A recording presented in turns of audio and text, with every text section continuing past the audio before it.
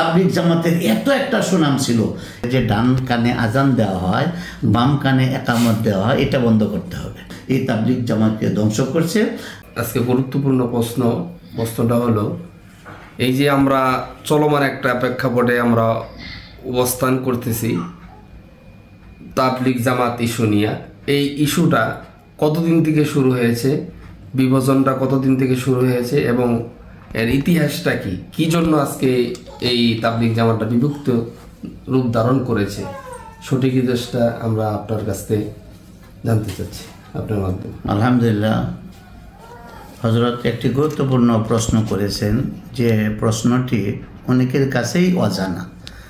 সেটি হলো, যখন ব্রিটিশরা 1947 সালে যখন আমাদের দেশ থেকে ব্রিটিশরা এই দেশ থেকে চলে যায়, ব্রিটিশরা চলে যাওয়ার পরে তো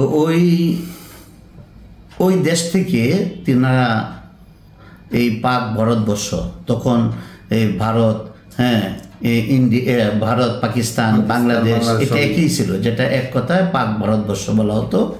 তো সেই দেশগুলির মানুষ এত ইসলাম প্রিয় কেন? তার কারণ হলো, ব্রিটিশরা 9 বছর কম, প্রায় 200 বছর, বলে যে 200 বছর দেশ স্বাধীন করেছে। সেখানে প্রায় 200 বছর, অর্থাৎ 9 বছর কম 2 বছর দেশকে তিনারা শাসনের নামে শোষণ করেছিল। তো ওনারা যখন চলে যাওয়ার পরে আবার পুনরায় এই দেশে হলো একটা পর্যটন টিম পাঠাইলেন, যে এই দক্ষিণ এশিয়ার দেশের মধ্যে ভারতবর্ষের মানুষ এত ইসলাম প্রিয় কেন ইসলাম প্রিয় এত? ওনারা খুঁজে খুঁজে যাচাই বাছাই করে 3টা কারণ বের করলেন। 1 নাম্বার কারণ হলো যে মানুষের জন্মের পরে যে ডান কানে আজান দেওয়া হয়, বাম কানে একামত দেওয়া হয়, এটা বন্ধ করতে হবে। এটা আজান দেওয়া হয়, বাম কানে একামত দেওয়া হয়, এটা বন্ধ করতে হয়। এটার এগেনিস্টে ওনারা করলেন কি মাতৃ সদন কেন্দ্র, যেটাকে বলা NGO, নন গভর্নমেন্ট অর্গানাইজেশন। ওনারা এই যে সবুজ সাঁতার নামে বিভিন্ন প্রত্যন্ত অঞ্চলে, বিশেষ করে শহরতলিতে দেখা যায়, একজন মানে আমাদের মা বোনদের বাচ্চা ডেলিভারি হইতে গেলে, তো একটা ক্লিনিকে হইতে গেলে সেখানে দেখা যায় অনেক টাকা লাগে, কিন্তু তাদের ক্লিনিকে হইতে গেলে অল্প টাকা, তো 2-4-5-700 টাকায় কিন্তু সেখানে তিনার ডেলিভারি করাইয়া দেন। সেখানে তাদের ছিল, তাদের নীরবে কার্যক্রম ছিল, যাতে সেখানে ডেলিভারি হওয়ার পরে তারা এখানে কিছু টাকা ডোনেশন করবে। সেই ডোনেশন করার পরে বাচ্চাকে এবং তার মাকে আলাদা রাখবে, এবং যাতে ডান কানে আজান বাম কানে একামত যাতে না দিতে পারে, বাচ্চাকে আলাদা রাখবে। কিন্তু এর পরেও দেখা যায় যে নার্স অথবা ডাক্তার, যে আয়ারা যারা কাজ করেছে, ওরা তো মুসলমান, অতএব ওদের মিশন কিন্তু সাকসেসফুল হইতে দেয় নাই। কিন্তু ঠিকই দেখা যায় বাচ্চা জন্মগ্রহণ করার পরে ঠিকই নানাকে এনে দেন, ঠিক আছে আপনার নাতিকে আজান দেন, বাবাকে এনে দেন, আপনার সন্তানকে আজান দেন, মানে দাদা সন্তানকে এনে দিয়ে দেন, যে আপনার ভাগনাকে আজান দেন, আপনার ছোট ভাইকে আজান দেন, দিয়ে দেন। অতএব তারা তাদের প্রথম টার্গেটে তিনারা সাকসেসফুল হতে পারে নাই। 2 নম্বর টার্গেট তাদের এটাই ছিল, যে তাদের যে প্রাথমিক শিক্ষা, ধর্মীয় শিক্ষা, কোরআনী শিক্ষা, মুক্তভিত্তিক শিক্ষা, এই মুক্তভিত্তিক শিক্ষাটাকে বন্ধ, কোরআন শিক্ষা। আগের জামানায় আমরা ছোট সময় দেখেছি, স্কুলের টাইম ছিল, স্কুলের সময় ছিল সেই সময় 9:30 10টা, কিন্তু এখন স্কুলের টাইম আনছে 6:30 7টা স্কুলের টাইম নিয়ে এসছে। তাহলে দেখা যায় এখন আমাদের মা বোনেরা, যে সমস্ত মা বোনেরা সকালে আগে কোরআন তেলাওয়াত করতেন, সকালে ঘুম থেকে উঠে কোরআন তেলাওয়াত করতেন, আর এখন আর ওনারা কোরআন তেলাওয়াত করেন নাই। আমরা আমাদের মা বোনদেরকে দেখেছি এরকম বেড়ার ফাঁকে দিয়া সূর্যের আলোক রশ্মি যে ঘরের মধ্যে পড়ে, ওখানে ওনারা বসে বসে কোরআন তেলাওয়াত করেছেন।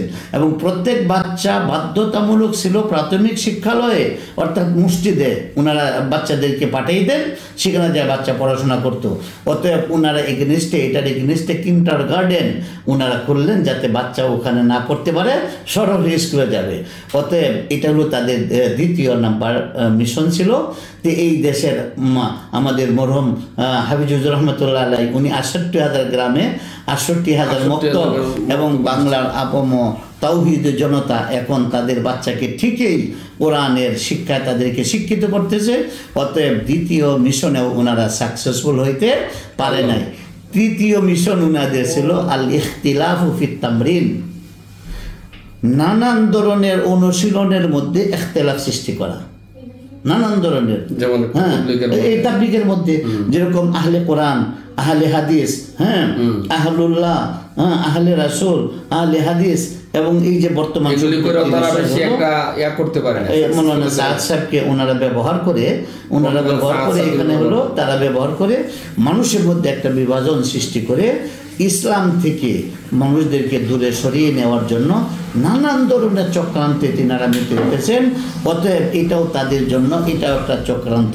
কিন্তু এই বাংলার তাওহীদি জনতা, ওলি আল্লাহর দেশ, শাহজালাল দেশ, এই ওলি আল্লাহর দেশে আল্লাহ রাব্বুল আলামিন এই ইসলামকে আল্লাহু মুতিম্মু নূরিহি ওয়ালাউ কারিহাল কাফিরুন, যদি ওই সমস্ত পাপিষ্ঠরা এই দেশ থেকে ইসলামকে নির্মূল করার জন্য যতই চেষ্টা করা হোক না কেন, অবশ্যই তারা ইসলামকে নির্মূল করতে পারবে না।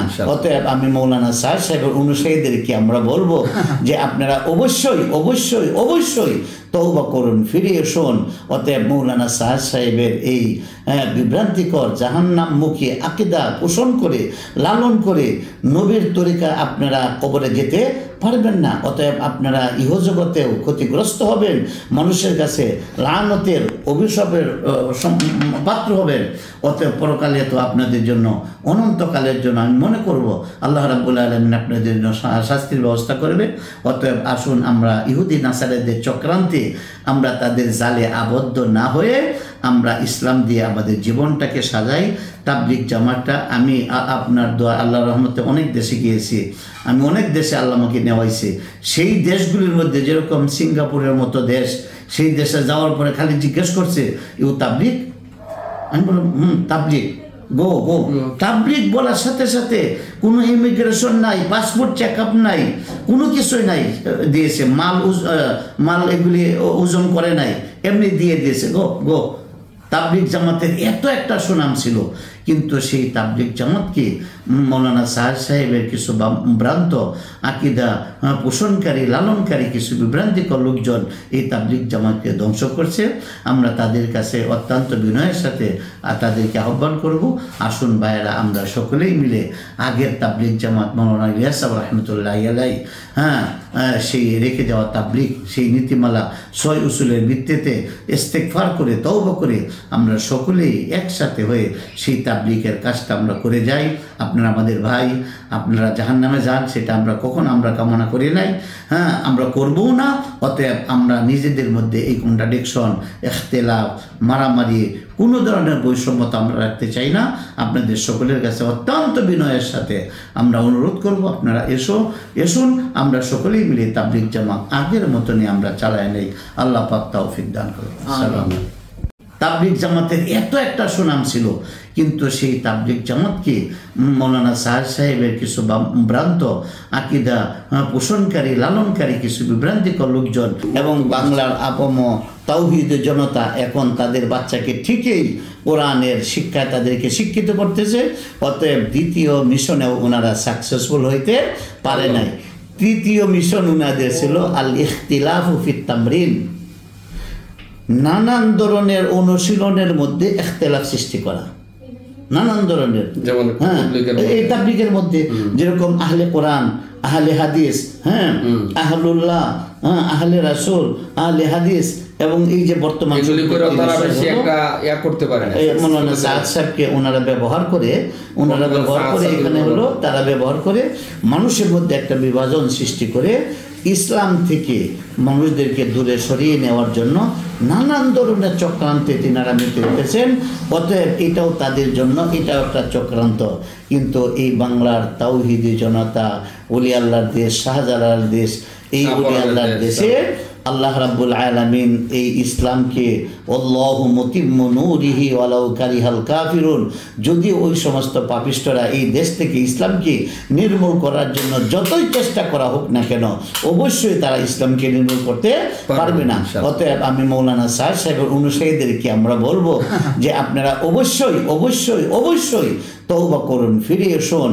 অতএব মৌলানা সাহেবের এই বিভ্রান্তিকর জাহান্নামমুখী আকীদা পোষণ করে লালন করে নবীর তরিকা আপনারা কবরে যেতে পারবেন না। অতএব আপনারা ইহজগতেও ক্ষতিগ্রস্ত হবেন, মানুষের কাছে লানতের অভিশাপের পাত্র হবেন।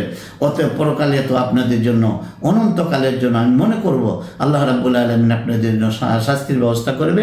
অতএব আসুন আমরা ইহুদি নাসারাদের চক্রান্তে আমরা তাদের জালে আবদ্ধ না হয়ে আমরা ইসলাম দিয়ে আমাদের জীবনটাকে সাজাই। তাবলিগ জামাতটা আমি আপনার দোয়া আল্লাহর রহমতে অনেক দেশে গিয়েছি, আমি অনেক দেশে আল্লাহ আমাকে নেওয়াইছে। সেই দেশগুলির মধ্যে যেরকম সিঙ্গাপুরের মতো দেশ, সেই দেশে যাওয়ার পরে খালি জিজ্ঞেস করছে ইউ তাবলিগ? আমি বললাম তাবলিগ, গো গো। তাবলিগ বলার সাথে সাথে কোনো ইমিগ্রেশন নাই, পাসপোর্ট চেক আপ নাই, কোনো কিছুই নাই, দিয়েছে মাল এগুলি ওজন করে নাই, এমনি দিয়ে দিয়েছে গো গো। এই তাবলিগ জামাতকে ধ্বংস করছে। আমরা তাদের কাছে অত্যন্ত বিনয়ের সাথে তাদেরকে আহ্বান করব, আসুন ভাইয়েরা আমরা সকলেই মিলে আগের তাবলিগ জামাত মৌলানা ইলিয়াস সাহেব রহমতুল্লাহ আলাইহি সেই রেখে যাওয়া তাবলিগ, সেই নীতিমালা 6 উসুলের ভিত্তিতে ইস্তেগফার করে তওবা করে আমরা সকলেই একসাথে হয়ে সেই তাবলিগের কাজটা আমরা করে যাই। আপনারা আমাদের ভাই, আপনারা জাহান্নামে যান সেটা আমরা আমরা কামনা করি নাই, আমরা করবও না। অতএব আমরা নিজেদের মধ্যে এই কন্ট্রাডিকশন, ইখতিলাফ, মারামারি, কোনো ধরনের বৈষম্যতা আমরা রাখতে চাই না। আপনাদের সকলের কাছে অত্যন্ত বিনয়ের সাথে আমরা অনুরোধ করব আপনারা এসুন আমরা সকলেই মিলে তাবলিগ জামাত আগের মতনই আমরা চালায় নেই। আল্লাহ পাক তৌফিক দান করুন। আসসালামু আলাইকুম।